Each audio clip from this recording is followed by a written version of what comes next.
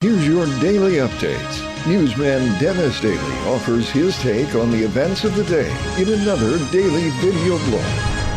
Hi, and thanks again, everybody. We're standing beside an exit ramp on Interstate 10 in Southern California to show you how commercialization has come to all of our highways. If we look up in the air here, we'll see what tourists see as they drive through Del Taco, but this chain, KFC, managed to have a much higher sign, and it's visible from farther down the interstate.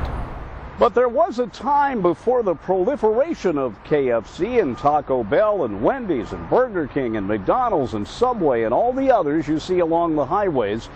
When I was a kid and traveling, the place I wanted to stop was none of those. It was at a Howard Johnson's. And like so many other restaurant and motel chains, Howard Johnson started with one man, a man named Howard Johnson, living in the Quincy, Massachusetts area. He tried the restaurant business and wasn't doing well until a play that was not allowed to be presented in Boston was presented in Quincy. A long play with a long intermission.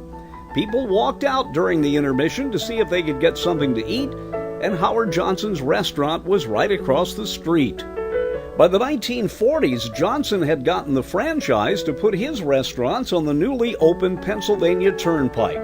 And then the Howard Johnsons with their 28 flavors, great seafood, and the motel showed up just about everywhere, until the chain started declining in the 1970s and 80s. And boy, did it go downhill.